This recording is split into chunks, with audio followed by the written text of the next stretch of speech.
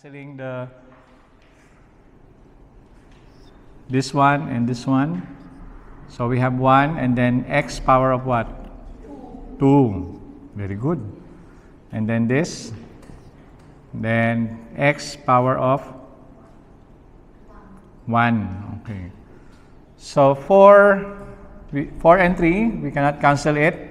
And also, so 4 times 14, how many? Okay, 16.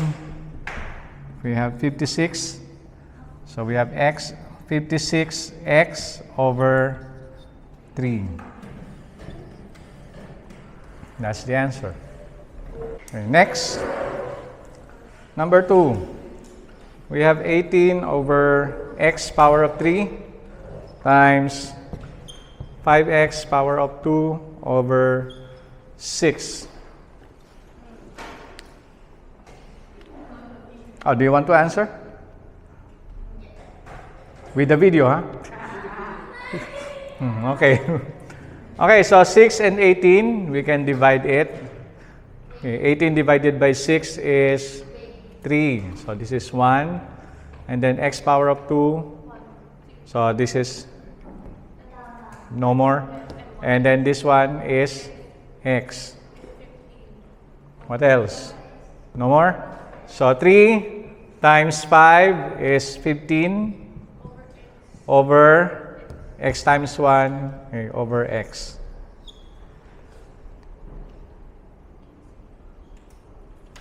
Okay, next, number 3. And we have 3c over d power of 2 times, we have 4d, then 6c power of 3. Okay, so let's do the cancellation. So we have 3 and 6, 1 and 2.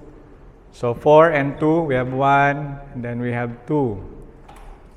D power of 2, then D, this is D power of 1. If you want to write, it's fine.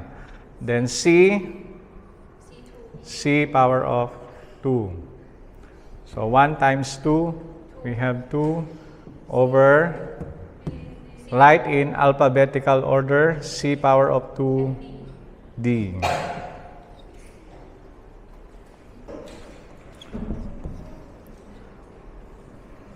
Okay, x plus 4 over x. Here we go. Okay, x power of 2 minus 3x. Then x power of 2 plus x minus 12. Okay, so we don't have anything to factor here.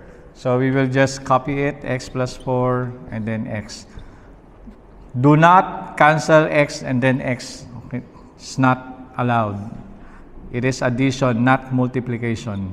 All right? Times. Okay, common factor of x power of 2 and 3x. So both terms have x.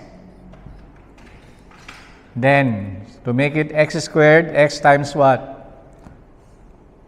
X minus 3. So this is quadratic. Factor of negative 12, when you add, equals 1. What do you think? Moni? 4 and 3. Which one is plus? 4 is... Oh, okay. Because this is positive. So it means this is plus. So now I can do the cancellation, this and then this one. Oh. So the answer is 1. Number 5. Why I forgot the quiz? Okay. Did I announce that we had quiz? Oh, okay. Monday, but holiday, right? then x power of 2 minus 3x. Okay. So we have x power of 2. This is quadratic.